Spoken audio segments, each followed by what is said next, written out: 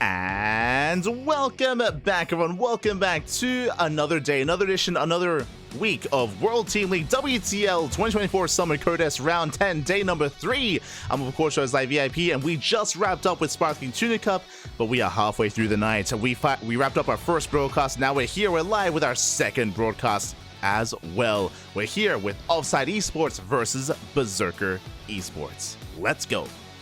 It's going to be Berserker versus OFFSYDE. As a reminder, we have two best of 7s tonight. We have this best of 7 followed by Shopify versus... who exactly is going to be Shopify versus Weibo? Oh boy. Shopify versus Weibo Gaming is going to be later on in the evening, but we have our lineups. We have our 6 players. HeRoMaRinE versus BattleB in a TVT. uThermal versus GunGFuBanDa in a Terran versus Protoss. And Firefly versus DNS in a PvP to end the series. Oh boy. The way this works, it's a best of 7 constructed by best of 2s. Best of 2 is going to be constructing this overall best of 7. If we get a 3-3 tied up score at the end of it, then we can have a best of 1 ace match to determine who will take the series and who will cut it first here. As a reminder, this event did occur during the finals of Sparkling Tuna Cup, so we're playing catch up. We're basically behind like half an hour. We're like half an hour behind, but we will be catching up. Don't you worry. Don't you worry. As I will be speeding through the breaks, and speeding through downtime whenever there is some, as we can just focus on our matches and focus on our TVT. Here we go. Spawning in the top left-hand corner, we have BattleB for Berserker eSports. And in the bottom right, we have Gabe for OFFSYDE Mouse. OFFSYDE Esports.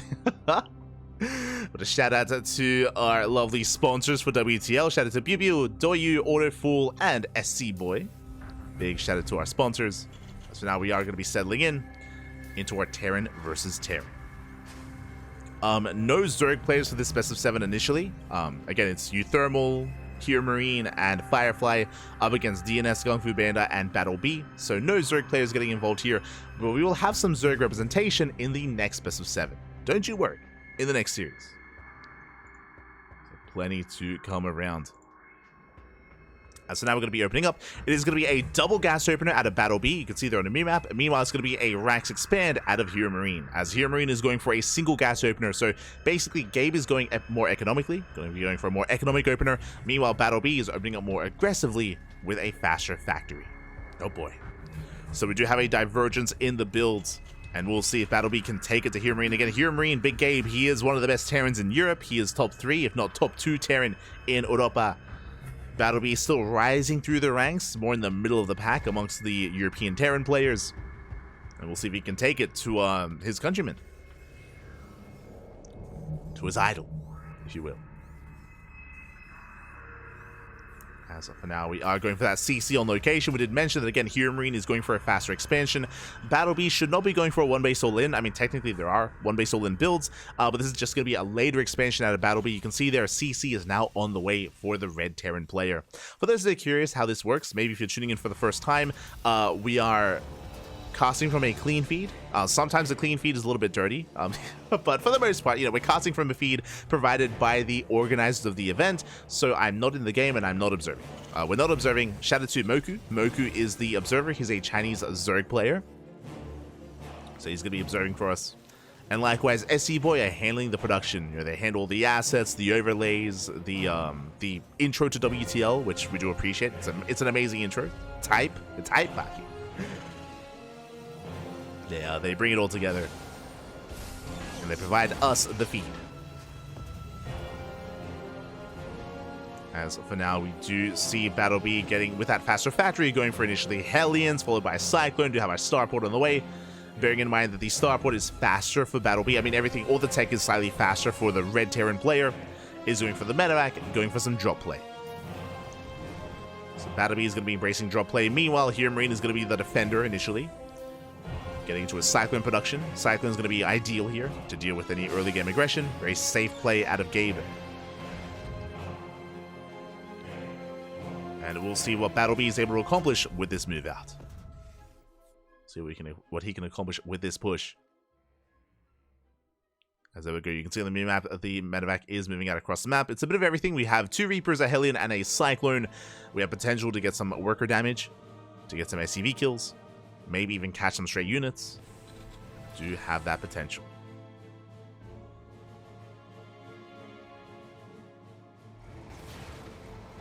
As a drop does come in, HeRoMaRinE in position does deflect. So HeRoMaRinE does deflect the initial move out from BattleB. BattleB following this up with some Ravens. Okay, Raven production has begun. Interference Matrix as well. HeRoMaRinE getting into his own slightly later Raven production. As BattleB does rotate towards the natural base, picks off some Marines. Oh, we get the lock on, and the medevac takes a lot of damage. Oh my god. Medevac takes a lot of hits. BattleB will barely escape, but just barely. Medevac a couple shots from going down, and HeRoMaRinE is on the hunt. He's trying to hunt it down, looking for it. Even going for his own drop on the right-hand side. Meanwhile, behind this, third CCs are on the way for both players. Slightly faster for HeRoMaRinE. Faster by a couple of seconds. As Gabe is going for his own counter drop, Reaper slips into the main, delays the third CC. Does delay the base. Drop coming in. Can he get the medevac? He will not. As Gabe is deflected. BattleB is holding his own. Did have some early aggression, but for the most part, we just deflected each other. No major losses. Not yet. No major losses. HeRoMaRinE still has a slight worker lead. Again, he had a faster expansion, had a more economic opener, and has maintained that economy so far. Cyclone dips in, and we do delay that expansion. SCV goes down. Nice juggling so far. Ooh, one Cyclone falls, though. Good pick off. BattleB does snipe the Cyclone, but his base was delayed. That's what HeRoMaRinE was hoping for. So he's going to have to back off.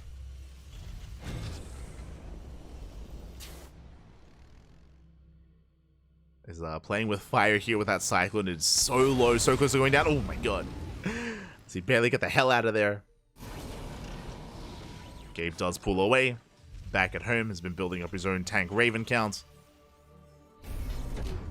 Thankfully, neither player embracing mech. Both players are working towards stim at +1. Upgrades are quite a bit faster for Gabe. 1-1 is well underway, and 1-1 just began for BattleB. Bear that in mind. Gabe is not just ahead in the economy, but ahead in the upgrades. This is a little bit concerning. Gabe, he's basically like slightly ahead in almost every aspect. Not like major leads, but slightly. And it all does add up. There's, I would say, still pressure on BattleB to make some moves happen. To catch out the army, to get into a mineral line, get some SCV kills. We'll see if he can. BattleB is being active. So main out over towards the third base. BattleB was slightly faster to expand and take his own third. Was able to get it on location that much more faster. BattleB being active, catching a Marine. Meanwhile, HeRoMaRinE, he wants that army. Doesn't quite find it. There we go. But doesn't quite catch it, I should say. He's hoping to hunt it down.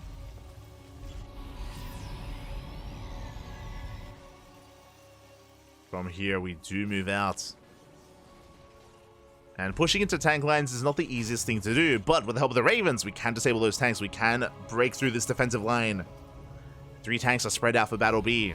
And Gabe, he's looking for a way in. But now he just has control of the map. Skirting around, moving out with his tanks as well. Cyclones are spotted. Gabe will shut them down. The BattleB is at least aware of the position of the main army. So BattleB should be rotating, should be keeping up. Sensor tower is done. Gabe does not turn around. He does not turn back. Yeah, the tanks have repositioned. BattleB, he holds. Does hold on. He's got 4 tanks ready. HeRoMaRinE wants none of it. Does respect it. 4th CC on the way for both players. We have a game. We're embracing a TVT, Pappy. Let's go. Gabe will pull away. Both players are taking their 4th bases. Both players are posturing, but we haven't seen a big commitment yet. No one has gone for a dive. HeRoMaRinE rotating towards the left-hand side. The tanks have not been able to keep up with this. Uh-oh. Only 1 tank. Only 1 tank's in position. The other 4 are still at the 3rd. Some of them do on siege to get a disable on one of those tanks.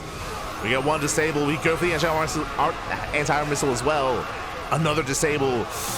And Gabe, can he barely break through? And with the help of the auto turrets, he barely does trade. The Marines, they go down, they trade with each other. Gabe takes down one of the tanks. Does take down the tank, backs the hell off, and will retreat. So basically, both players, they traded the Marines, and Gabe got one tank kill. We'll have to back off. BattleB going for his own counterattack. Again, it was a very tense moment where BattleB wasn't quite ready with his tanks, but was able to go for the counter disables and get ready in time.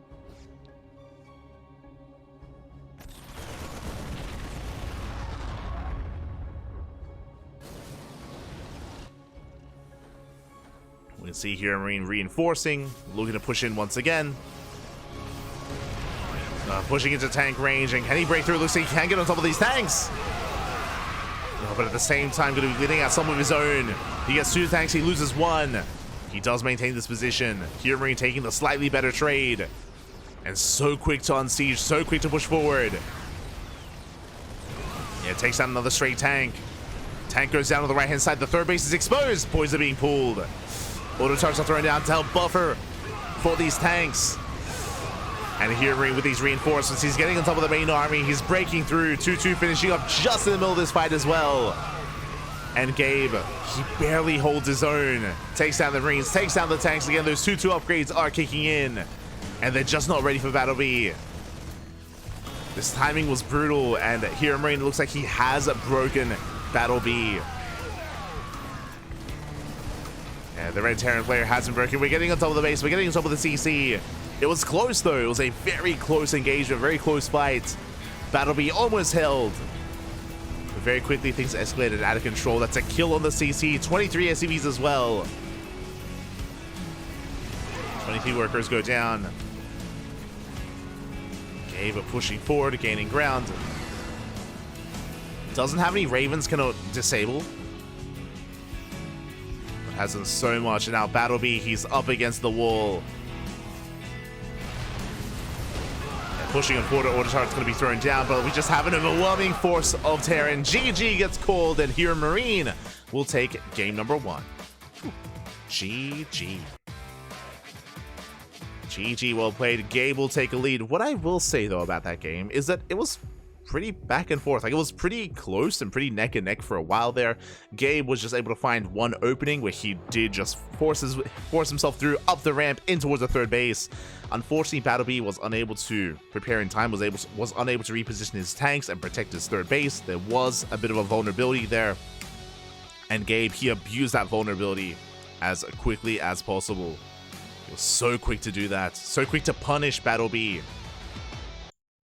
And with that, Gabe does take a lead. And now we're getting ready for game number 2. We're going to be loading into Oceanborn. And spawning in the bottom right-hand corner, we have Gabe for OFFSYDE Esports. And in the top left, we have BattleB for Berserker.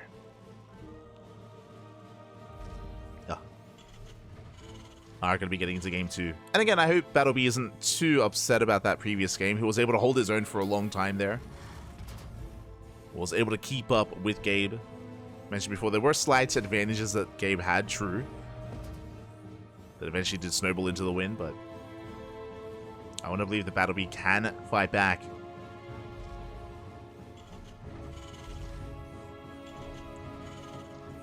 Do want to believe.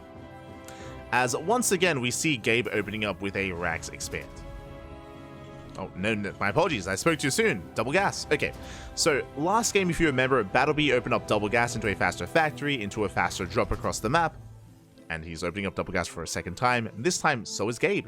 Gabe is not going for a more economic opener. Second gas is on the way. So, both players are mirroring each other. And both players, as a result, will be able to get into their star ported around the same time as well.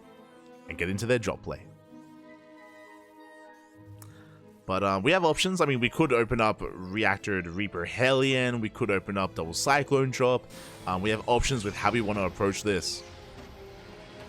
So we'll keep an eye on both Gabe and BattleB. We'll see where they take us.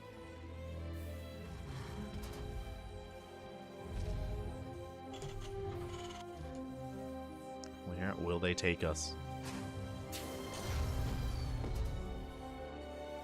As factories have been thrown down, we have our initial Reaper opener. No one went Reactor first. additional Reapers are on the way. Now, neither player should really move out with this first Reaper, just because you are vulnerable to being caught if your opponent did open up 2 racks, for example. 2 racks Reaper, I mean. So you can see we're checking for proxy locations and we back off. Like, it's just not safe to move out with the first Reaper. You have to wait for those reinforcements.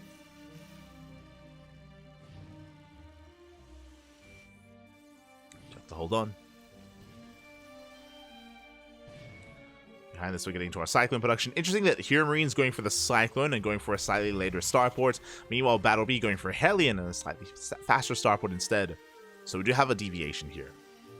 HeRoMaRiNE embracing the Cyclone. Meanwhile, BattleB going for the Hellion first. Delayed Cyclone production.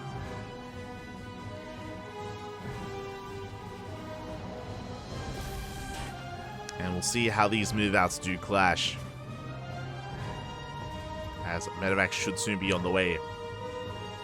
And drop play as well. There it is, we have our medevac for BattleB, medevac for HeRoMaRiNE.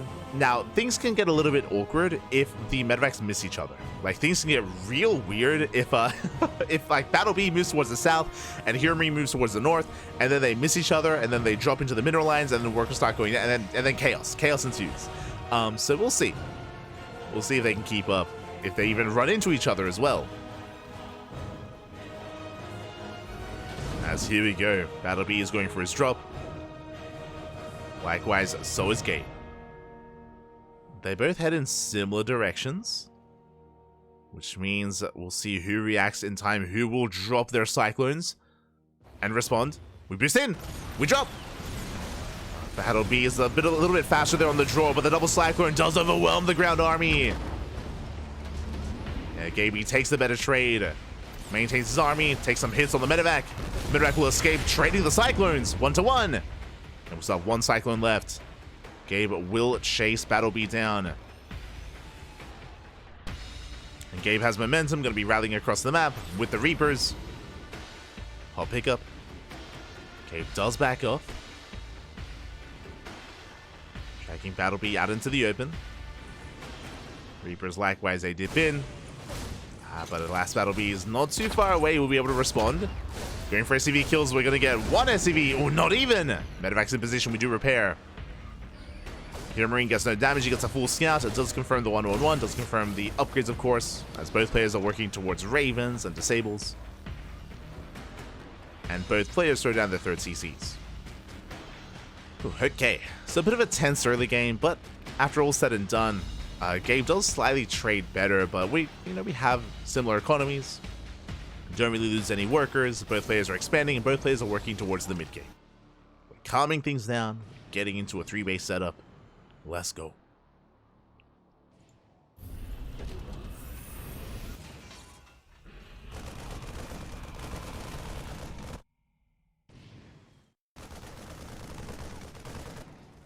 Alright, gonna be settling in.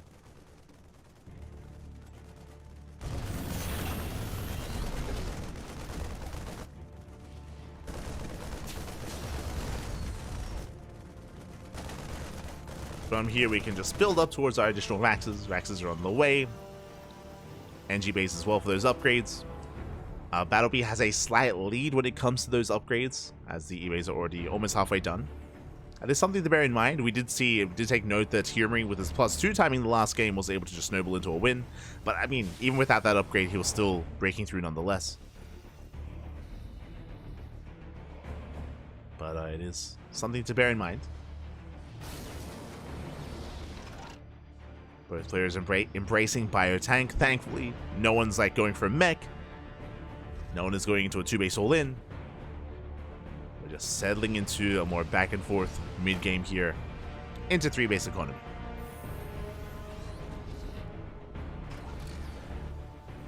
We're getting to our 3 bases.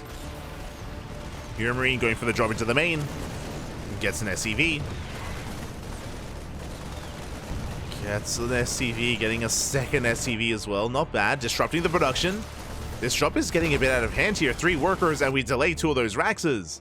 At the same time, Gabe is pushing towards the 3rd base, but BattleB's in position. We got 4 worker kills in total. The tanks are pre-sieged. And Gabe, up! Ooh, he does take a tank shot to the face. Drop from behind. Try to distract the tanks, and we go for the disables. Yeah, BattleB is getting caught out, but the Mass Marine is going to be able to get on top of Gabe. The tanks are going down, and BattleB will hold. He's going to clean up every single tank. The counter disables in favor of the Red Terran. And Gabe has to get the hell out of here. He's in trouble. He lost a lot of tanks. Gabe, he lost all of his tanks. Is racing back.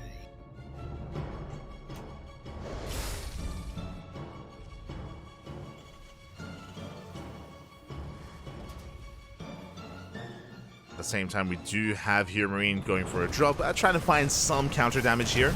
Going for the mineral line.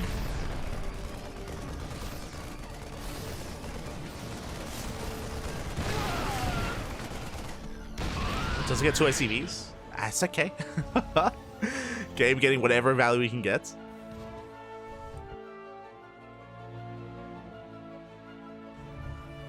Does have a worker lead.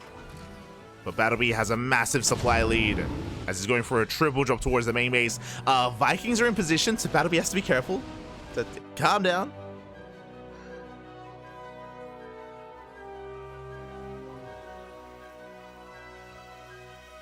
BattleB does have to calm down for a moment here.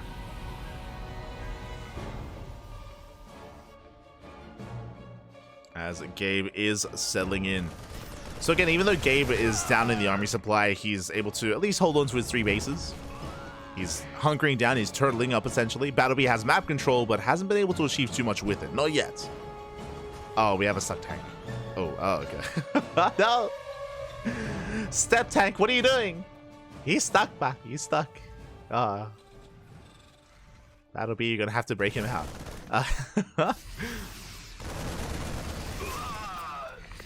As both players being active with their drops. There we go. BattleB does break his tank free. Does let him out. We can see Gabe throwing down 2 more starports, so it's going to be about the Battle of the Skies soon. Initially, it's all about buying a tank and TVT, but then it quickly turns into Viking versus Viking and a battle for the skies. A battle for air control. Gabe, he does stim on forward, collapsing top of the army, does overwhelm BattleB. Aye. And Marines go down, BattleB has to get the hell out of there. Thankfully, I mean, losing Marines isn't the biggest of deals. It's all about the Vikings and the tanks, for the most part. We can see BattleB also embracing additional starports, but slightly later compared to HeRoMaRinE. And both players, they bounce off each other. We're settling down. We're soon to be maxing out as well. Embracing that mid game, soon to be mid to late game. We're getting there. Are getting there.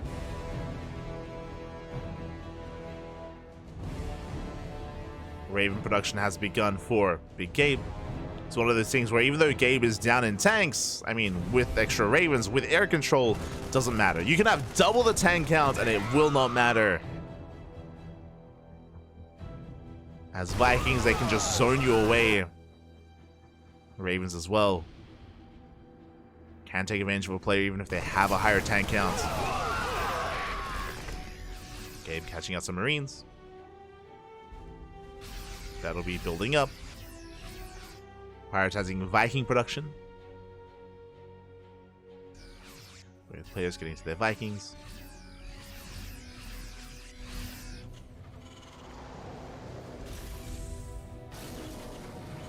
Fifth base on the way. Gabe, he's got 5 CCs. Oh my god. 5 CCs in production. Calm down. We're going to be here for a while. He throws on 5 CCs. That'll be with a measly 2. Does he not realize? But yeah, we're going to cut the map in half. We're cutting the map in half. The army advantage that BattleB has, and he still has it, soon it's not going to matter because, I mean, BattleB, as he maxes out, he's not moving out, and HeRoMaRine's going to be able to catch up in supply. So HeRoMaRinE is going to be able to catch up in that army as BattleB is maxed out, and HeRoMaRinE is also getting there. I'd love to see the units tab. just to be aware of how many tanks we have, how many Vikings we have. As again, both players are investing quite heavily here, making 4 Vikings at a time. BattleB throws down 2 more starports. Person who controls the air does control the ground as well.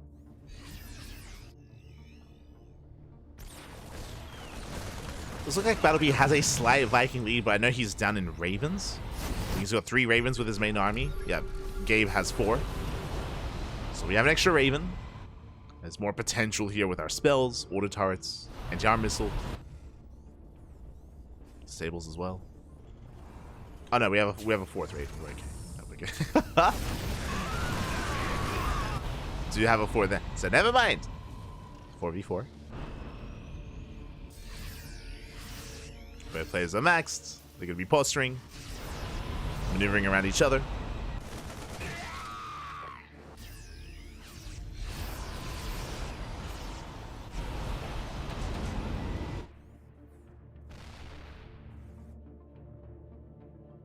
Go.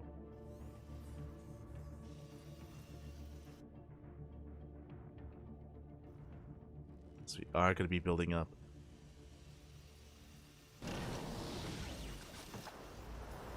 And as our players cut the maps in half, we have some time to chill. We can we can calm things down. I mean, Gabe is posturing. Both players are. Basically, what this is going to come down to is the Viking advantage and the tank positioning. Gabe has a hefty amount of Vikings, by the way. A lot of Vikings. Tanks do siege. We go for the anti-arm missile. Yeah, the missile does connect for both players.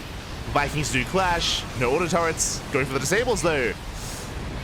And BattleB may just have it up. I say that more missiles going to be connecting, and it looks like HeRoMaRinE, he does overwhelm the Viking count. With that Viking lead, he does force back the air army. You can see here it's 14 Vikings to 10. That does allow the Ravens to get the disables off. Vikings going ham. Gabe, he maintains that Viking lead.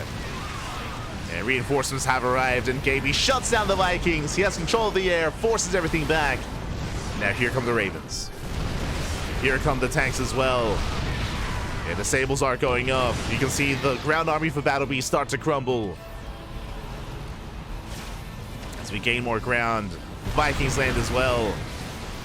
Pinning up all the tanks. Most of the tanks. This does mean that we relinquish air control.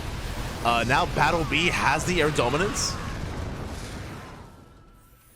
BattleB does lose a good chunk of tanks. HeRoMaRinE maintains himself. Unable to threaten the base, not yet. Rebuilding his Vikings. Rotating over on the right-hand side. Oh, and BattleB is not in position. We'll clean up these 3 tanks. Should be able to with these Vikings. We'll shut them down, but at the same time, Gabe, he's going for the base. He's going for the CC. Pushing on the right-hand side, taking down the tank. Going for another. We get a nice missile though, and it looks like BattleB should be able to take this trade. Ah, oh, never mind. Never mind, just doesn't have the numbers. Gabe, he does hold on, does maintain himself. And Gabe has just been trading more efficiently. He's been losing Vikings, yes, but he's been preserving most of his tanks. Has been able to trade that much more efficiently with those tanks.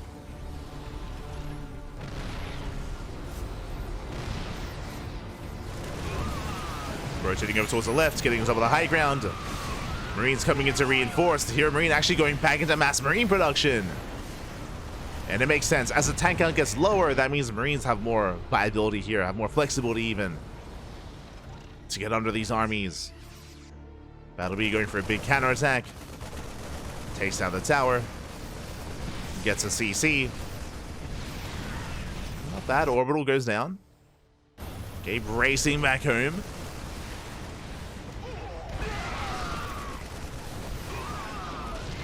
Trying to keep up. Takes down the Medivacs.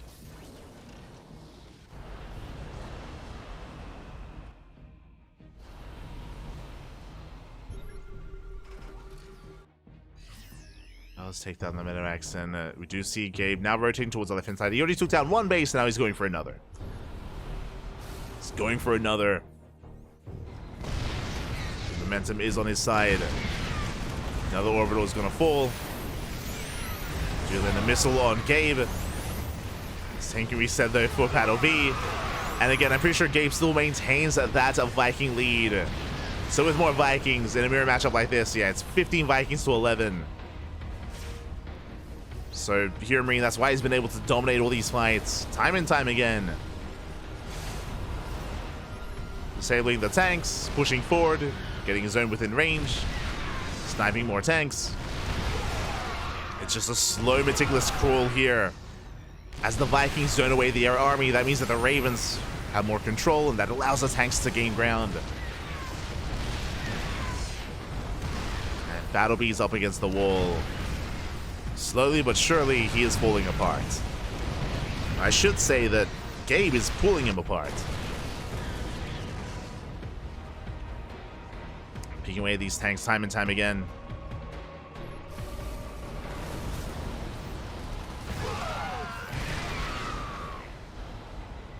Gabe he scans center left. He's aware of the base. Aware of the expansion.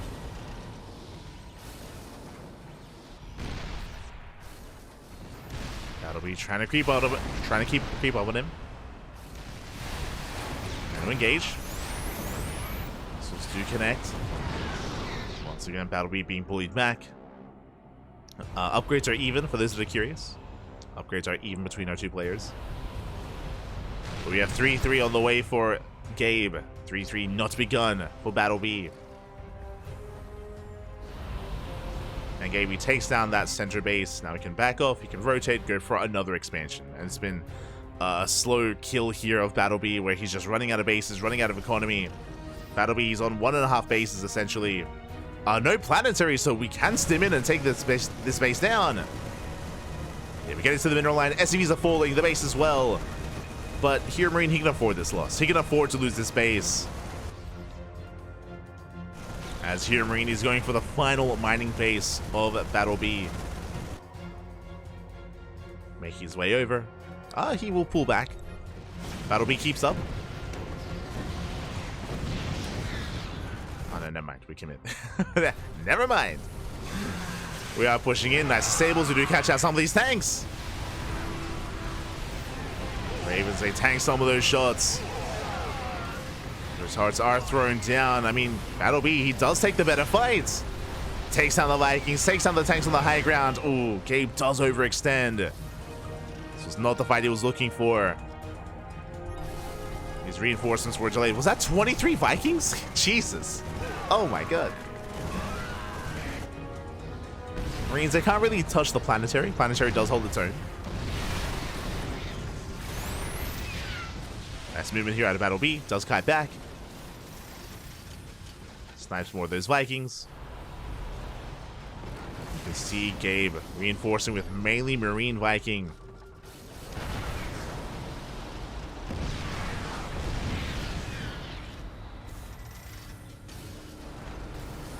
Gabe holding the line with those tanks.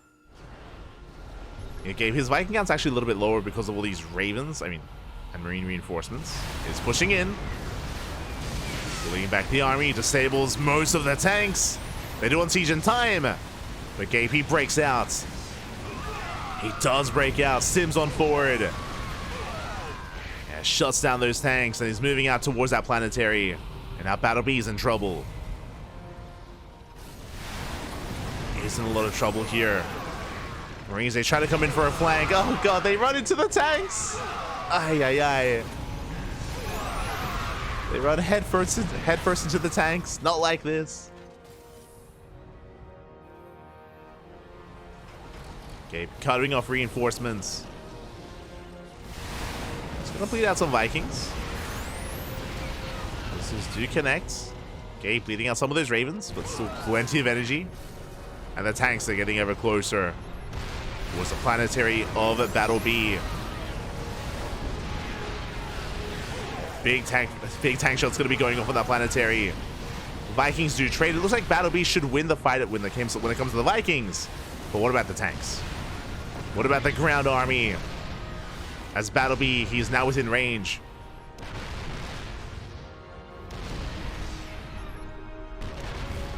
Sorry, HeRoMaRinE is within range. What I meant to say. All these Terran players. What do you want from me? HeRoMaRinE, yeah, he's within range of the planetary, shelling away, edging closer. At the same time, you can see BattleB going for a counterattack on the right-hand side. He's going for the planetary himself. Has a Liberator, has Marines. Not bad. Is getting damage done. Oof, but that's the base falling. And again, that's all that Gabe really needed. You know what, Gabe bleeding off some of these Vikings. Oh my god. Marines are punished. The planetary goes ham on those Marines.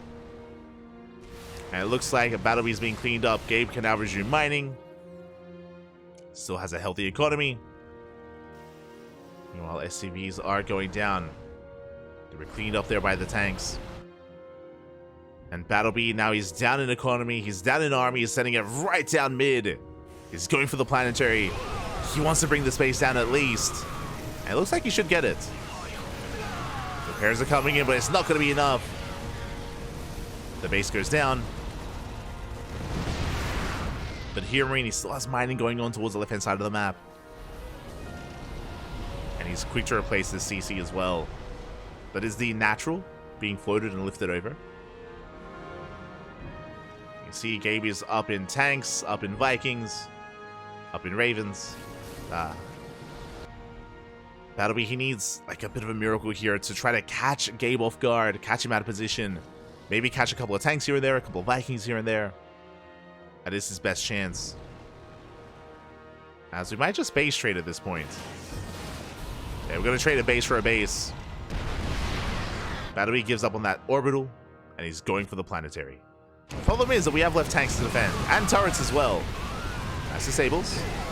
We disable the tanks, auto turrets are being thrown down, and we're going for the kill. We're going for the base, and it should fall. Yeah, Gabe unable to repair. CC goes down. Gabe, do we turn around or do we just commit? Things getting a little bit chaotic here. I mean, if they ever fight head on, like Gabe wins, but his army is spread out. BattleB can maybe catch out some of these units. Oh, I say that. Gabe bullying back those Vikings. Tank volleys going up. And GG gets called. It's just too much as Gabe makes his way towards the production, and HeRoMaRinE will take the series at 2-0. GG. Those are some long TBTs. GG, well played. Gabe will take a lead here for himself and for his team. And now it comes down to uThermal versus GunGFuBanDa. BattleB didn't play too poorly here, but was barely caught off guard a couple too many times. Gabe was able to gain some small wins, some small advantages here and there, which he was able to leverage into some bigger leads and bigger advantages.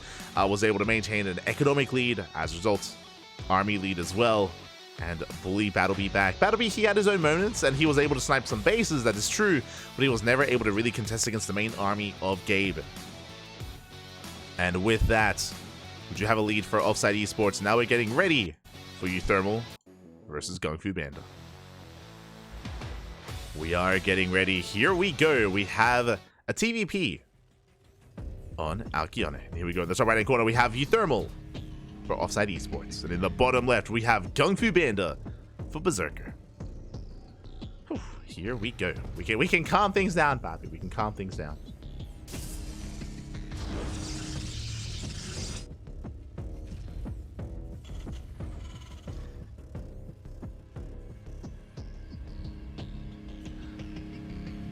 Can calm things down. And uThermal, after a very, very long macro TBT, we're moving out with the cheeky SCV. Show us what you got, Bappy. uThermal, he's here, he's back.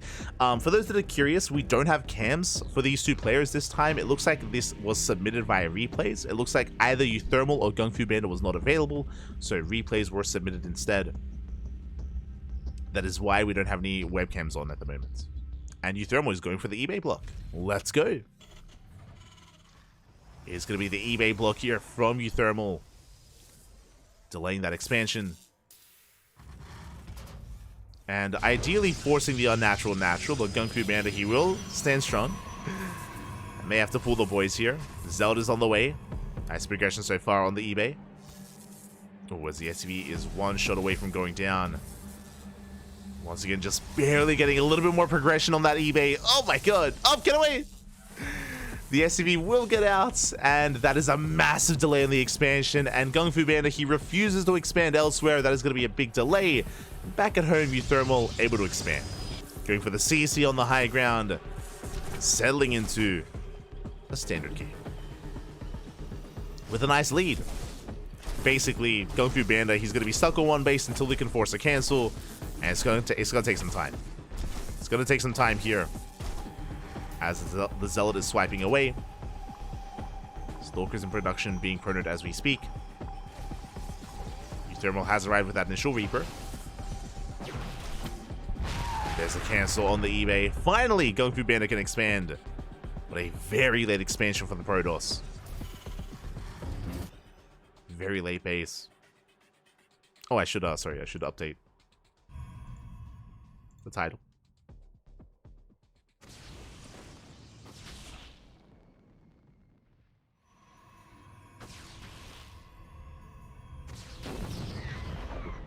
As Reaper does dip in, I believe we barely got a scout off, and we have confirmation. Yep, we did get eyes on the Twilight Council. uThermal, he's aware of the opener, he's aware of the tech of choice, he's aware of the blink. Back at home, that is a second Rax, by the way. That is a second Rax before the starport. If we throw down a third Rax before the starport, then this could be a 2-base all-in from uThermal. No boy. We could just double down and settle into a 2-base all-in. We'll keep an eye on that production tab. GunGFuBanDa finally breaking out, and there's a lot of pressure, a lot of onus on him to find some kind of counter damage. Right, some kind of damage across the map.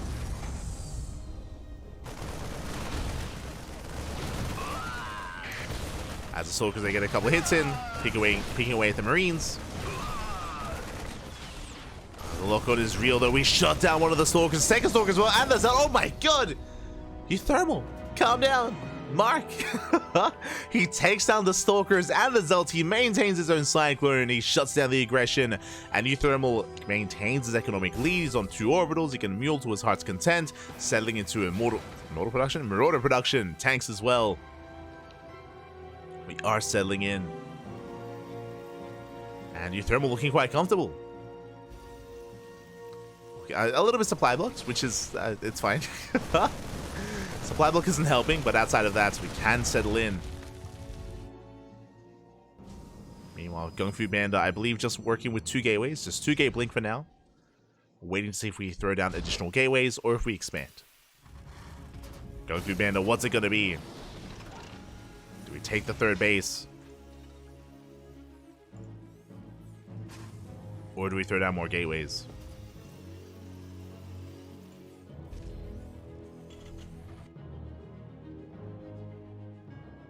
Now Blink is about to kick in. uThermal has control of the center of the map. Still just working with 2 Raxes. Just building up that Marauder army. Stim on the cusp of finishing. And we should be moving out with Stim. We're going to have, I want to say 3 tanks. Decent tank count. Yeah, 3rd base is on the way for GunGFuBanDa. So it is just 2 gate Blink into a 3rd. So GunGFuBanDa is playing economically. Getting ready for the mid game. But uThermal should be able to move out before that 3rd base can get up and running. And the goal would be to shut down the 3rd. We'll see if uThermal can. See if he can.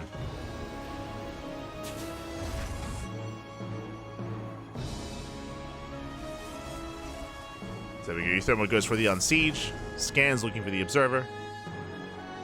The Bay is on the way for GunGFuBanDa, so he wants to work towards Colossus. But it's still not out yet, and here comes the push. We have Stim, Combat Shields on the way. Tanks are moving out as well. Now, this is not an all-in. uThermal is throwing down a 3rd CC behind this, so he is getting ready for a longer game as well. He's still hoping to knock down the base, and to at least trade well. Does scan, does spot the Stalkers. Again, that's a pretty hefty Stalker count. But we have 3 tanks that we're slowly pushing forward. we are going to be gaining ground, trying to get within range of the Nexus. And we are within range. The base is under fire. We have so many Marauders as well. And we can make short work of this Nexus. We have the overcharge, but even with the overcharge, it's not enough. The base falls. And just like that, uThermal, he gets the third base. He has his own back at home. That's all he wanted. All he wanted was the third, but he's getting a little bit greedy. He wants more. He wants more, Papi. He wants to end it here and now. He's going for the main army, catching out some Stalkers. Good trades. I mean, at least until the Colossus comes out, uThermal, he has control of the third base, and now the natural as well. As the tanks, they get within range, Gateway's under fire. GunGFuBanDa expanding towards the north, taking the linear third. The scan does reveal the Colossus, and this would be a good moment to pull back. The problem here is that there's an observer over the army, so if uThermal does unsiege, then GunGFuBanDa can pounce on the force of uThermal and jump on him and punish him. Reinforcements are on the way. GunGFuBanDa getting ready for the surround. Yeah, there's the unsiege. Medivacs, they're coming in for the hot pickup. Ooh, we will save two of them, but we lose one. We lose one tank, but at least we save two. As we mentioned, as soon as uThermal unsieged GunGFuBanDa, he went for the kill. But the Medivacs, they did arrive just in time. We saved the tanks for racing back home. Third base getting up. Third base is being thrown down. Whew. And uThermal, he safely makes it back home. And he's looking good. He gets back home. He's got his third base, getting fully saturated. He has a strong enough army to defend any kind of counterattack.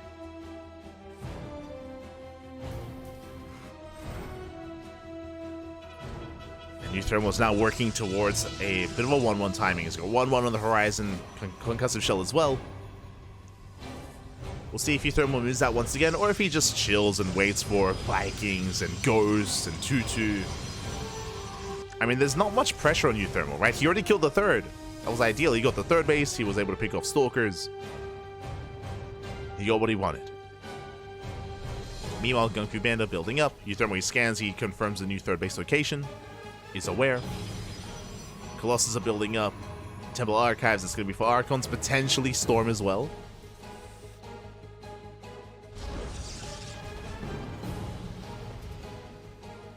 But uThermal has a massive supply lead because, you know, of his advantage of that killed third, of the denied mining. And yeah, uThermal, he's just chilling. Armory's on the way. That's going to be for 2-2. More Vikings are amassing. I believe we have not thrown down a Ghost Academy yet, but that's really the one thing that we're missing, is a Ghost Academy for EMPs, for Ghosts.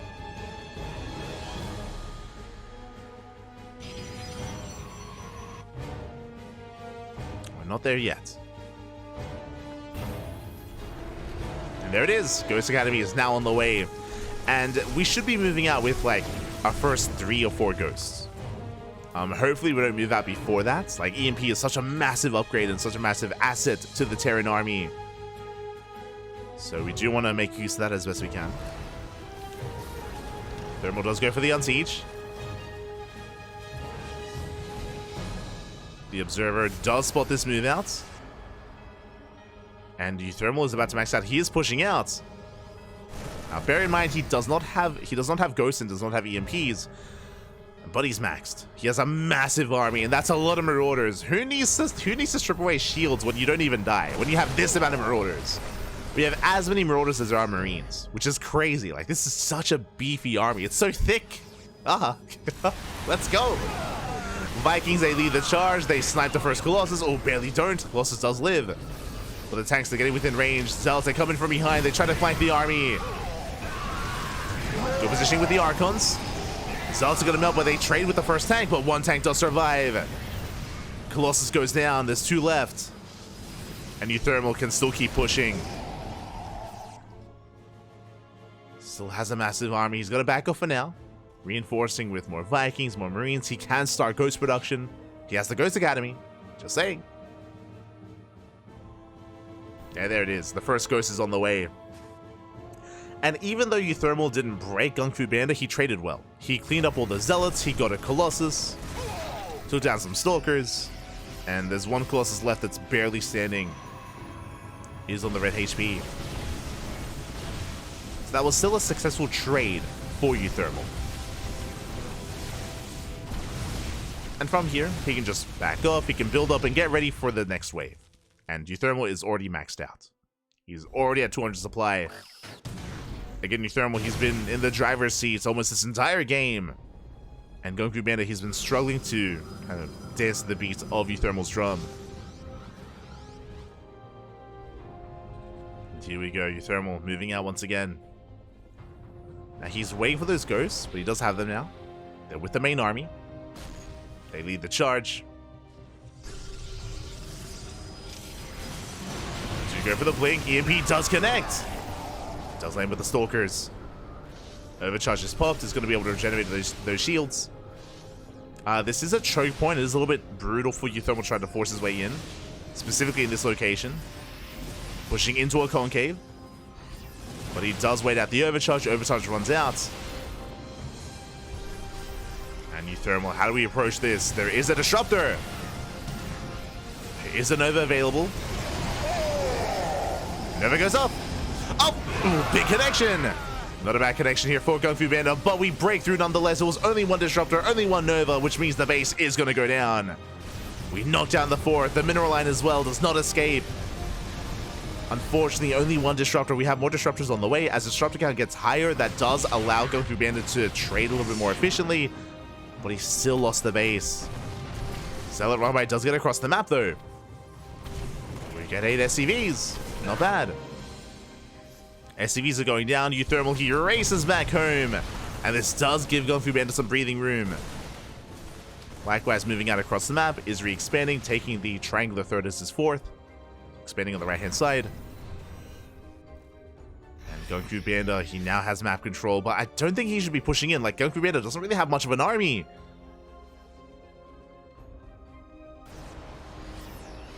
If he pushes forward, then I don't know if he can actually win a fight here. I'm concerned. Scan reveals the base location. uThermal, he's aware. GunGFuBanDa getting ready to dive into that planetary. Zealot Rumbai distracting uThermal. Nova goes up.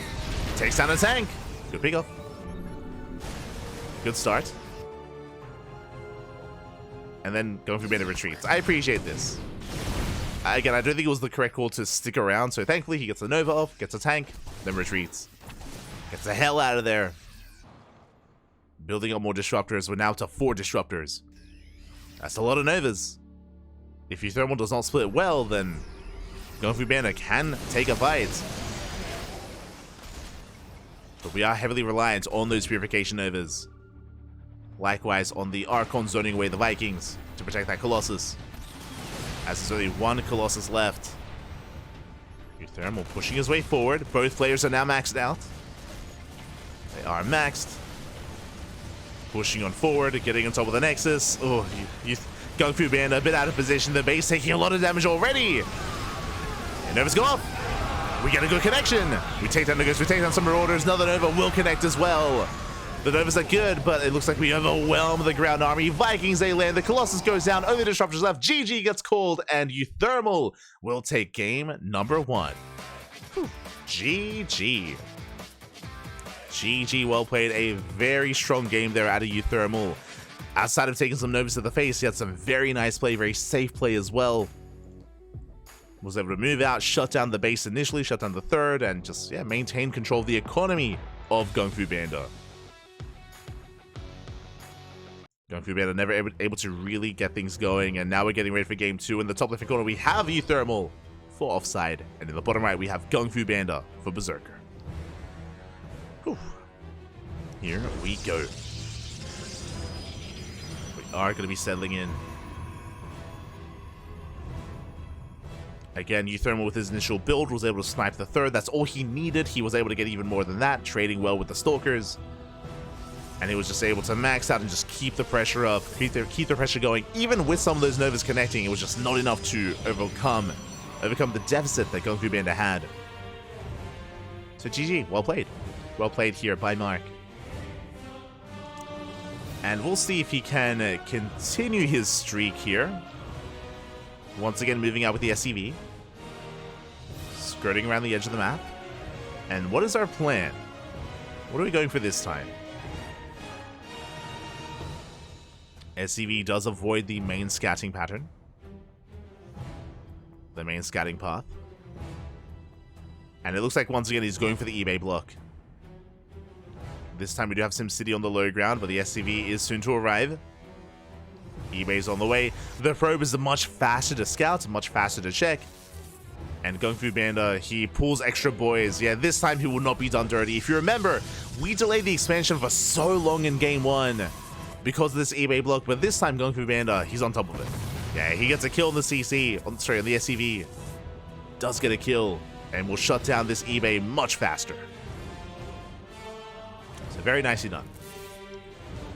A much cleaner response this time from GunGFuBanDa. Will expand. His base isn't really delayed for too much longer. And this is going to be a much better start. Much better start for our Protoss player. Probe is going to remain hidden, ideally hiding and keeping away from that Reaper. Ideally.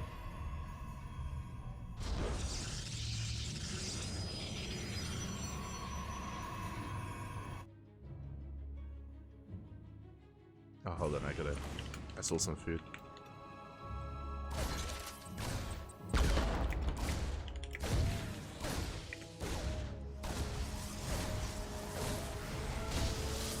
As Reaper does slip into the main base, but the but the shield battery is ready in time. So GunGFuBanDa does defend, does deflect. Deflects the initial Reaper.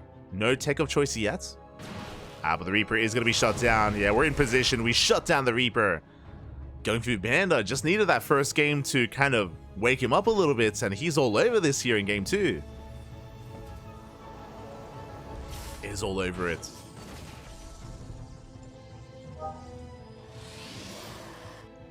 It's quite impressive.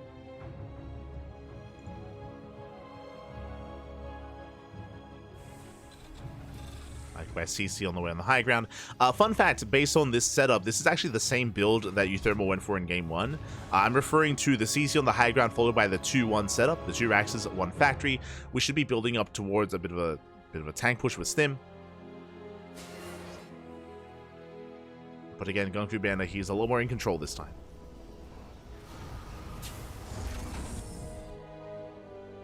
Also, for the context of the series, uThermal needs one more win to win it all for his team. To win it all for OFFSYDE Esports. Cyclone barely does pull away. Nice stutter stepping with the Marines, but this time the Stalkers, they do escape. Remember, last game, both these Stalkers died. They both did fall. Oh, the Cyclone! Cyclone gets picked up and the Stalkers, they escape. Oh my god. Hey, uThermal.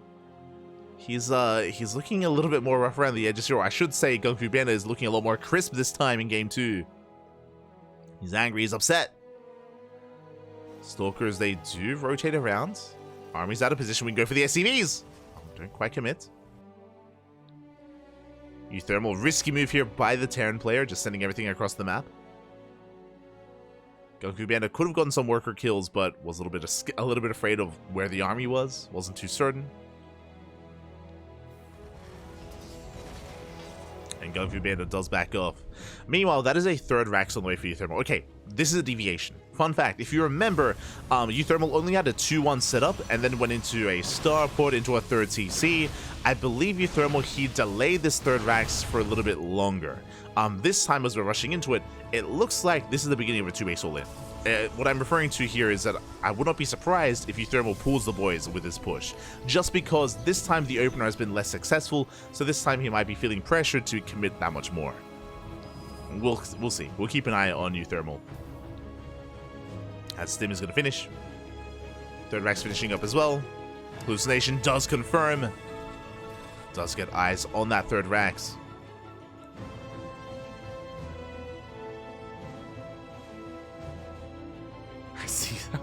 I see Sounder.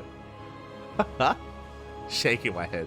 For those that are curious what just happened and why I was a little bit distracted, Sounder, he posted a picture on Discord. He posted a picture of his dinner.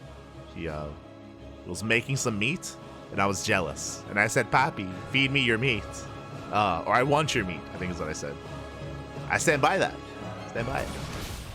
Looks good. I'm hungry. But here we go. uThermal is moving out. And we spoke about the 2-base all-in. uThermal, he is pulling the boys. The boys are being pulled. You can see it on the mini-map. It's all or nothing for uThermal.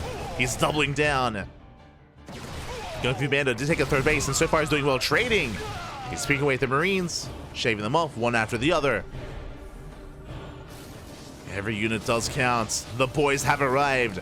Tanks are a little bit too far back. We do have to get into the face of GunGFuBanDa. Big tank volley goes off. We're gaining ground. We're going in. Tank does siege. Overcharge is popped. Do have the overcharge despite that big tank volleys. We focus on the Immortal. The Immortal barely survives, but the shield battery goes down. And does uThermal has enough? He lost all the SCVs. The workers have been cleaned up, but we get on top of the base. The base is not good enough. Not anymore. Remember, we're all in. The third base is nice, but we have to keep going. We have to keep pushing. The longer this goes on, the worse it is for uThermal. Making his way ever closer. Trying to get on top of those Immortals. At the same time, GunGFuBanDa coming in for the surround. That charge is done. We come in from behind and we clean up the tanks. The tanks are going down one after the other, and GunGFuBanDa has held. GG gets called. GunGFuBanDa ties it up 1-1. GG. Oh my god. GG, well played. Again, GunGFuBanDa, he was a lot cleaner, a lot more crisp with his follow-up, with his build, and was able to keep up with uThermal. He forced the all-in because uThermal, things were looking a little bit dire for him. It was just not getting any damage done early on like he was hoping. And in the end, GunGFuBanDa, he holds. And now we have a back and forth. We have a series. We're getting ready for our final best of 2. Firefly versus DNS. OFFSYDE Esports, they still need one more. They still need one more win to claim victory here and to bring it all the way home. Meanwhile, Berserker, they need to fight back with DNS. DNS needs a 2-0 to force the ace match. You can see our players here. We have Firefly on the left. We have DNS on the right. If DNS can get the 2-0, then we can go all the way to that final ace match. But here we go. Oh. Here we go. We have Firefly in the top left and DNS in the bottom left for Berserker. Firefly, of course, with OFFSYDE Esports side. I clicked on the wrong scene. that's why we went somewhere else. We have our 2 players here. Again, Firefly only needs one win. One game, one map is all he needs. Let's go.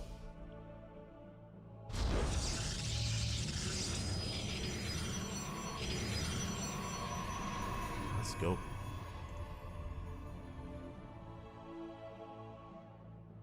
As we are loading to Amphion, for those that are curious, PvPs in Amphion are quite interesting.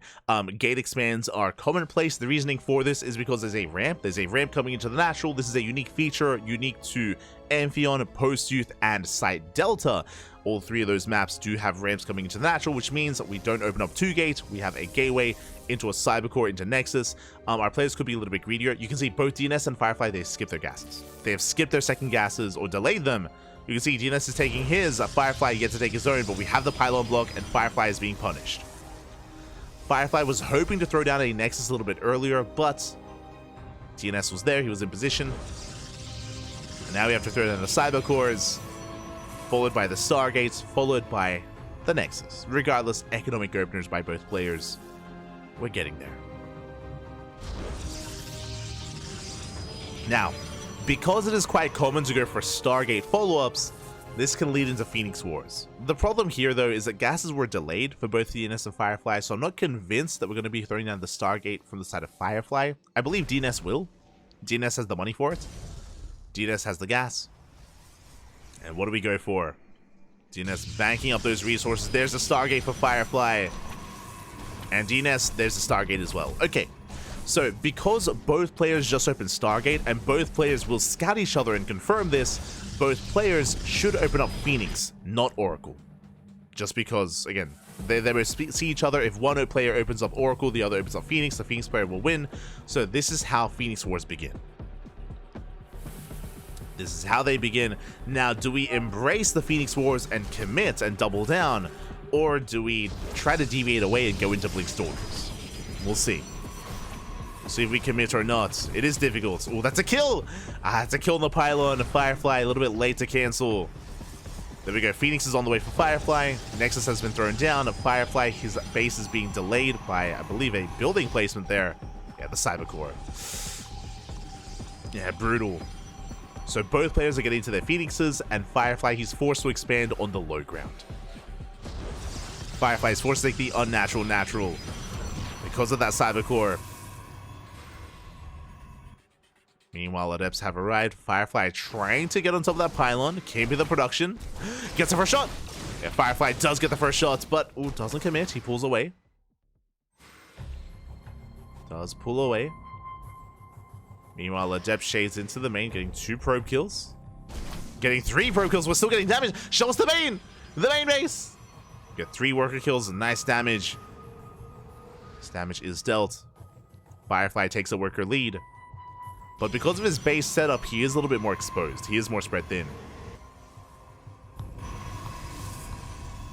He's spread thin.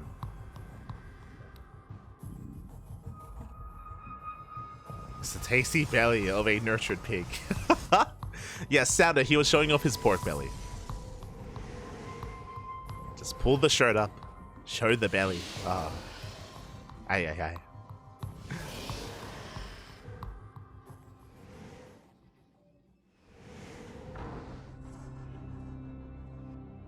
Now that we are settling in. Oh, DNS with the gas steal. Oh, it's off camera, but he stole both gases at the natural base. Oh my god, that is brutal. Considering that we only have Phoenixes, they cannot shoot buildings. So a massive delay on the gas is so smart here out of DNS. And now we have a second Stargate. DNS can afford double Stargate production. Firefly cannot. But Firefly is going for the kill, trying to catch reinforcements. He will not manage to catch them. It has to commit, trading 1 for 1. But DNS, he takes the better trade. He comes out ahead in this Phoenix fight, in this Phoenix war. Just barely. And Firefly's in trouble. He still has no gases. Firefly is still only on a 2-gas setup. And he's about to be overwhelmed. You can see Firefly is throwing down gateways. For what? For Zealots? Like, what else can we afford? Don't have the gas for much else. But I guess we have to go into Stalkers from this point. I guess that's the only option.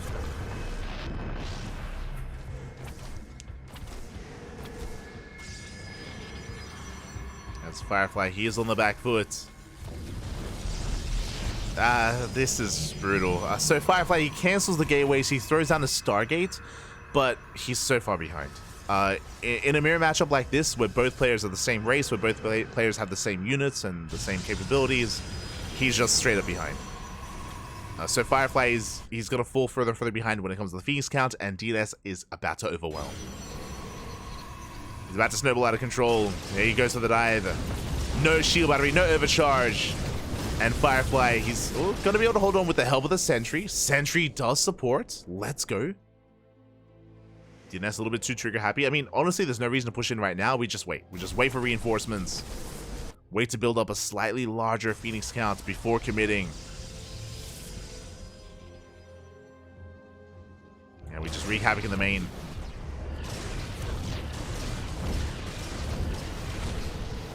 Probes are going down. Firefly able to out-trade here. Takes out a Phoenix. Very nicely done. Oh, but he's being caught out. Yeah, he does overextend. Has to retreat. Again, the Sentry will help, but is it enough? Oof. The Phoenixes do bounce off each other. Firefly keeping up with the Phoenix count. Somehow, I'm impressed. Firefly, he is able to keep up.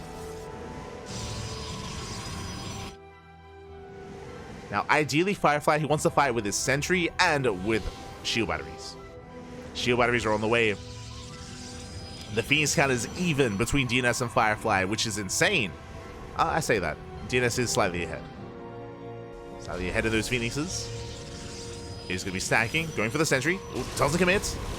Goes for the dive instead. We activate the Guardian Shield. Shield battery is done as well. And Firefly does hold. Wow, he does hold on. Fleet Beacon on the way. Firefly, he has recovered from these earlier losses. He's stabilized when it comes to the Phoenix count. I'm very impressed. And Firefly has a worker lead. And he has a lead when it comes to Phoenix range as well. What just happened? I underestimated the power of the Sentry, the power of the Defender's advantage as well. I do believe that DNS did go in a little bit prematurely earlier when he first moved out across the map. I do think that was premature. And because of that, Firefly has been able to survive. And he's recovered. And he's ahead. Somehow, some way, Firefly, he's ahead. And this is a brutal position for DNS. A brutal feeling, I should say. To have a lead in Phoenix Wars and to lose it. And now Phoenix range about to finish. Third Stargate on the way for Firefly. He can afford it because he has a better economy. He's up 12 probes compared to DNS. Up 12 workers. I can't believe my eyes. 10,000 fire. Let's go. I don't know what the line is. 1,000 fireflies. I can't believe my eyes.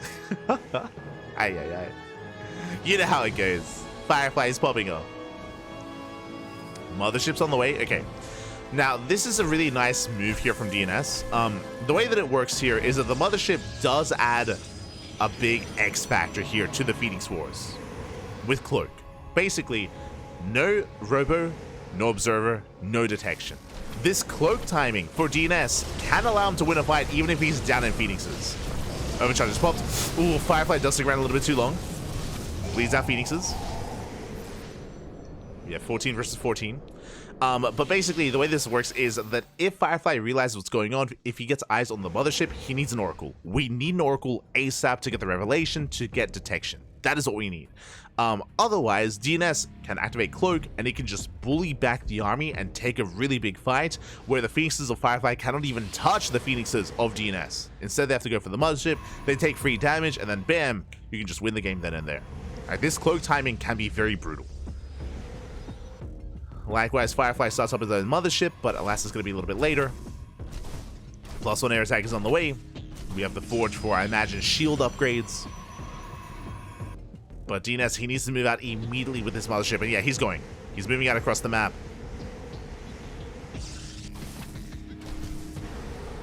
Oh, we do end up revealing ourselves to the pylon. This is buying time for Firefly. Yes, we're spending time on the pylon. Firefly, now he can get ready. Cornering out those Phoenixes. But where is that Oracle? Yeah, we're gonna need that detection. The Cloak is activated. To activate the Cloak. Mothership is a little bit too far back. We have to be more aggressive. We have to be more assertive. Yeah, we pick off 2 Phoenixes. Phoenixes go down. Counter Mothership has arrived, going for the Cloak as well. And Mothership goes down. They trade. We have the Shield Battery to support. Shield Battery does help. Oof. And Firefly, he does hold his own. Again, even without detection, he just waited out the Cloak. He got his own counter Cloak instead with his own Mothership. And Firefly is holding. But I do also think that DNS was a little bit too passive, a little bit too timid with his Mothership. If you remember, he was just, you know, focusing on the pylon for a bit. The Mothership needs to be more assertive and needs to move out to allow the Phoenixes to also move out with it. So another miscontrol there from DNS, and that means that Firefly is snowballing out of control. I mean, mate, we're on 84 probes, rebuilding the Mothership, maxing out here. We have the better upgrades. +1 air attack is going to be a big factor here for Firefly. On top of that, with the Forge, we can throw down cannons. And I mean, again, Phoenixes do not shoot down. They do not shoot down, so cannons are going to be another big factor here for Firefly. Honestly, if he wanted to, he can throw down aggressive cannons. We have pylons thrown out all across the map because, again, the pylons can't be they can't be killed. We may as well throw down cannons as well. Since Firefly does have map control, he can set up these kind of outposts, these locations with shield batteries and cannons. He can opt to go for that. For now, just gonna be maxing out.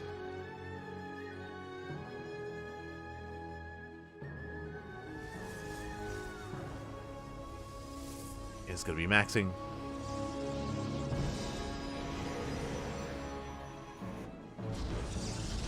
More Phoenix is building up.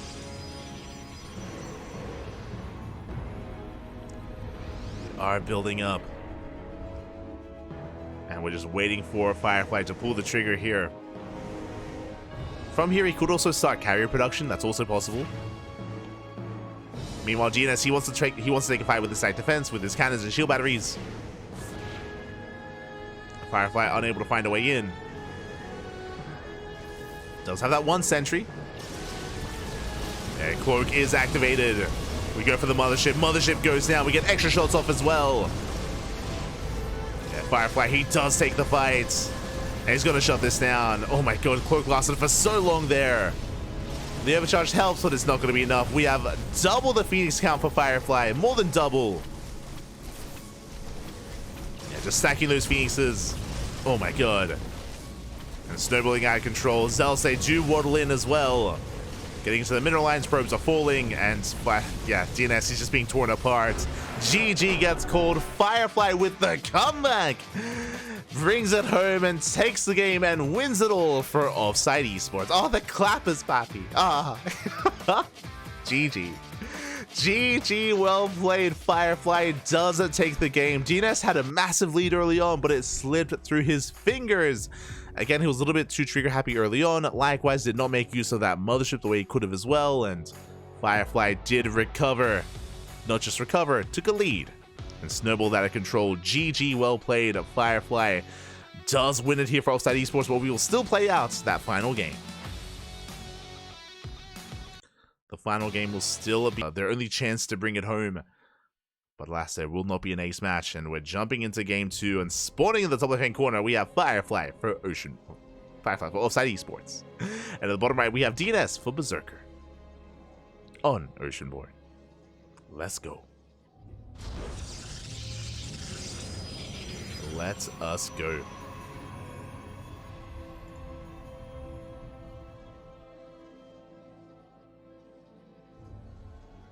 So we are going to be settling in.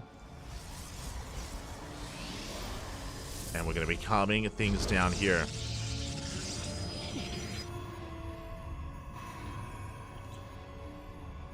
Now, as we load into Oceanborn, we won't have the same kind of dynamic that we did on Amphion. As a reminder, the reason why we entered Phoenix Wars was because of the map. To be honest, it's just because the map is conducive here to Stargate openers and to Phoenixes. That's just how Amphion is. On a map like Oceanborn, we should be seeing 2 gate openers. 2 gate openers, a very different dynamic here. No Stargates, no Phoenixes. We can embrace a PvP. Let's go.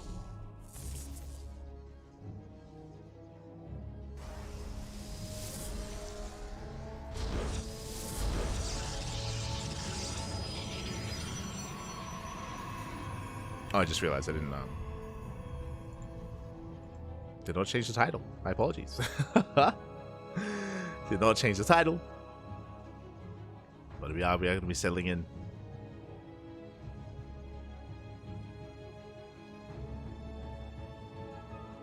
As we do see DNS going for a proxy pylon. He's setting up a proxy across the map. With this, it's basically a fake proxy pylon designed to force an overreaction out of Firefly. And we can see that Firefly is scouting, is checking for that proxy, looking for the pylon. Back at home, Stargate opener out of Firefly. Let's go. Does not take the bait. Stargate opener does lead into oracles to harass across the map. Oh, and the probe scout is denied. Firefly opening up double adept. So a very aggressive build here out of Firefly. It's going to be double adept with oracles to get across the map and get economic damage done. Meanwhile, DNS is opening up Stalker Sentry. And again, setting up a fake proxy. Adepts are moving out. They are going to be spotted, reconfirmed. It's on DNS to keep up with the Adepts. And DNS also opening up Stargate as well. Okay. Stargate openers all around.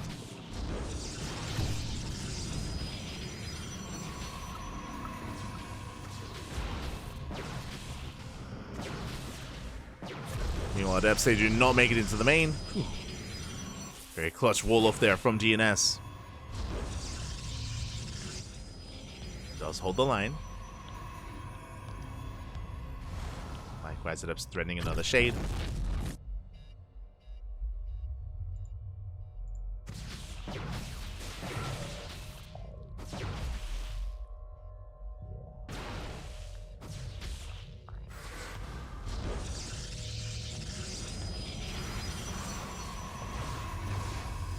They do threaten the shade so far, unable to make it through, and DNS is going to be able to shut down both of these Adepts.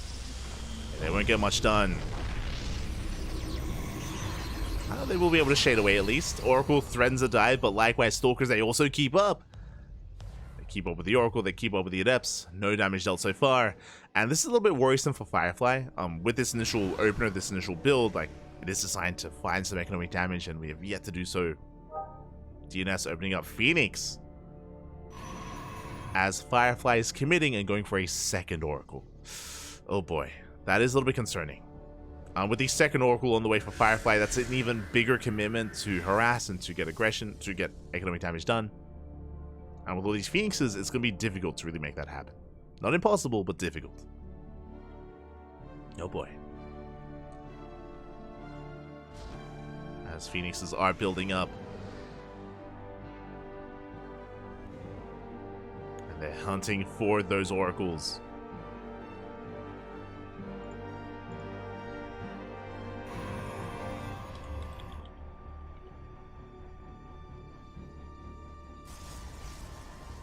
Trying to hunt them down. Alas, they're at least being kept back at home. I'm referring to the Oracles. They're pinned back. They can't really be active. They can't really move out. And we're working towards Blink. So there's going to be a Blink follow-up here from Firefly. Meanwhile, DNS is going to be embracing the Robo production instead.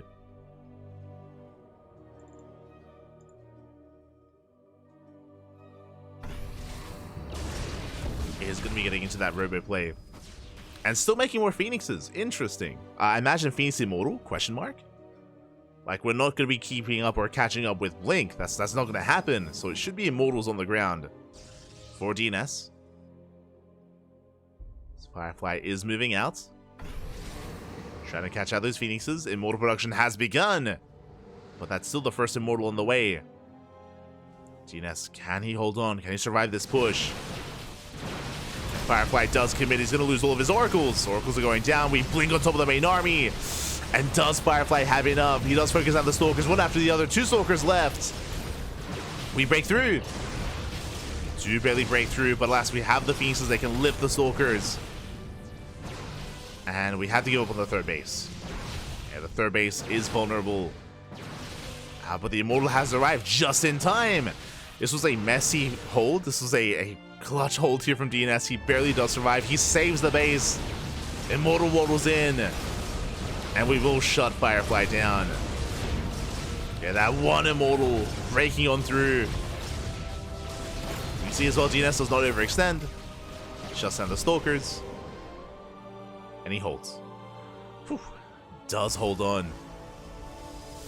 Not an easy hold. It was not the cleanest of defenses, but a defense nonetheless. And now DNS is just building up a larger Immortal force. He should be going Immortal Phoenix into Archon, I imagine. Just now working towards Forge and Twilight Council. Building up towards a longer, later game.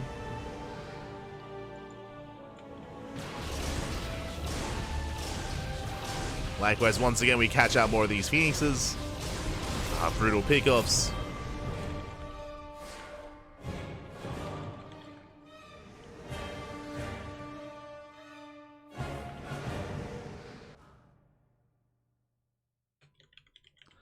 Yeah, brutal pickoffs here as Firefly has to retreat. He has to back off. He does kind of, in a way, give up map control. Now DNS can move out. He's free to move out.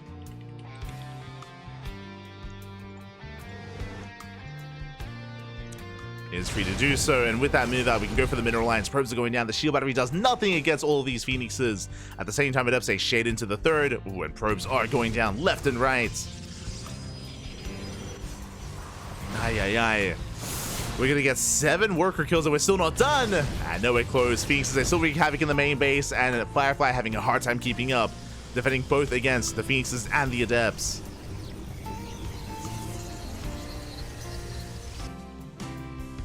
is being torn apart.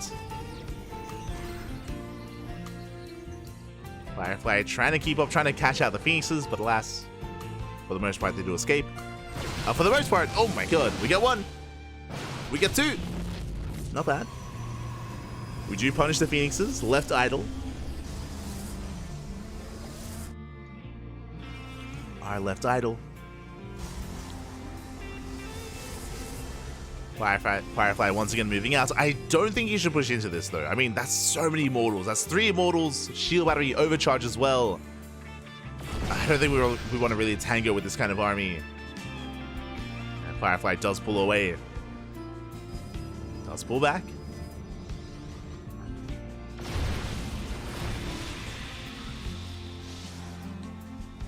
Likewise, Archon's now being morphed in. We can see Firefly going for a Dark Shrine. I mean, there's a lot of pressure on Firefly. He's down in economy. He's down in army.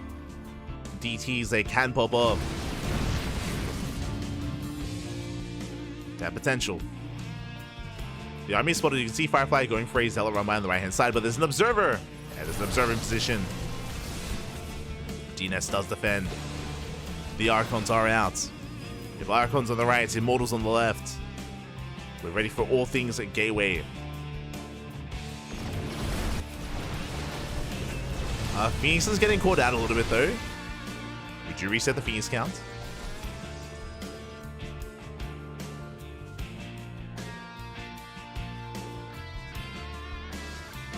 Would you reset those Phoenixes? Stalker's poking in. Getting a couple of shots off.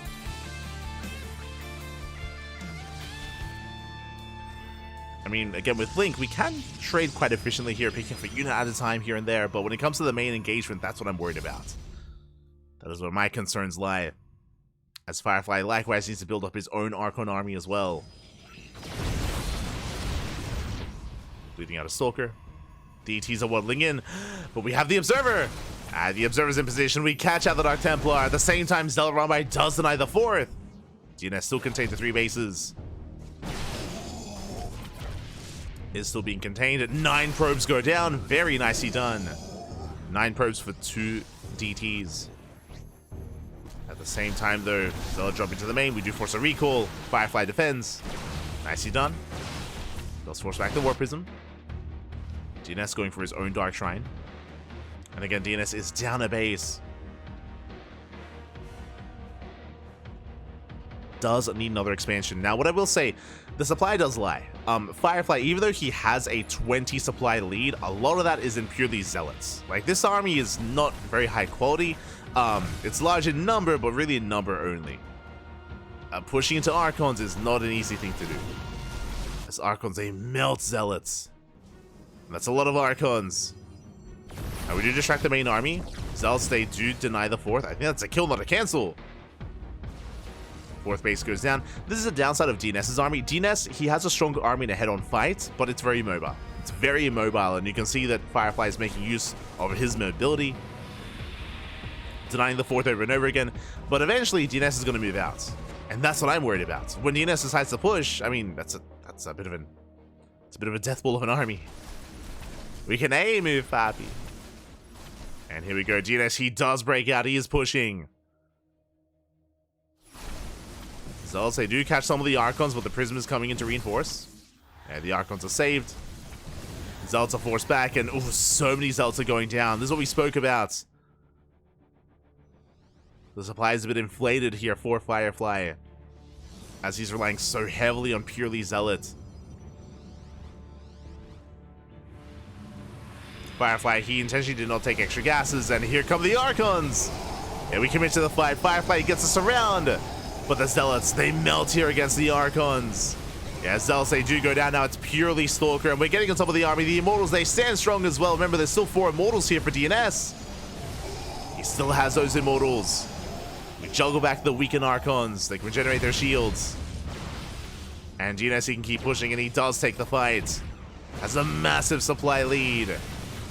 And this supply, it almost purely Immortal Archon. Like, that's so many Archons. Oh my god. And we can just bully back the army. And And weakened Archons are going to be pulled back. Once again, the base is going to fall. We're going to be reinforcing with Zealots. Stalkers, they do get on top of that Prism. Oh, Prism barely, oh my, it barely survives. The Prism lives. And DNS can keep pushing. He gets eyes on another expansion. Yeah, the base is going to be shut down. Meanwhile, Firefly going for a counterattack. And the question becomes, does DNS recall or does he just keep pushing? He does recall. Recalls a portion of his army, so he's setting up for a surround. Trying to come in from behind. Again, Stalkers, they can outrun these Archons, so they can get out of here. Can get away with their blinks. So Firefly buys some time, and hey, the base even survives. The base on the left-hand side, it does live. It's still standing. But DNS shouldn't care. Like, we just need to keep pushing. We just need to move out. Oh, we catch out the Stalkers.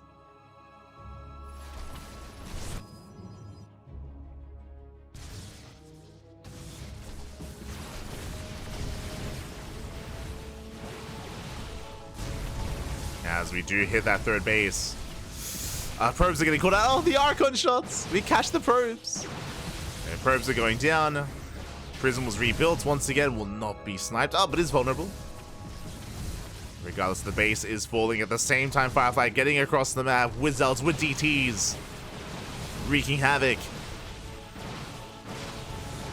Firefly even catching two of these Archons, not bad. Gets one, gets two. Two Archons go down, big losses. You can see Firefly being so annoying, just chasing the army, getting like one unit at a time. Never giving DNS what he wants. What does he want? He wants a fight. He wants to just fight head on. Firefly won't give it to him. Worker counts are looking comparable. Oof. We don't want to dance with those Immortals though. Oh my god, yes, so many Immortal shots go off. So many Stalkers go down. That was a brutal fight for Firefly. We have detection. DTs are going down. They get cleaned up. And DNS, he will shut this down. Claiming another base. GG gets called. And DNS, he does it. He fights back. Puts a point on the board. GG will take a map off of Firefly. GG, well played. Unfortunately, that's not going to be enough to win or to force the ace match or to take the series. But did make it close here. uThermal and GunGFuBanDa 1-1, DNS and Firefly 1-1, but Big Gabe gets the 2-0 over BattleB, and with that, OFFSYDE will claim the series. Now we're going to be going on a short break. When we return, we have Shopify versus Weibo Gaming. See you soon. We have our second and final best of 7 of the night. Oh boy, Shopify of course could be featuring players like Scarlet, like Lambo and Björn up against Hero, Oliveira, and Sue. See you soon.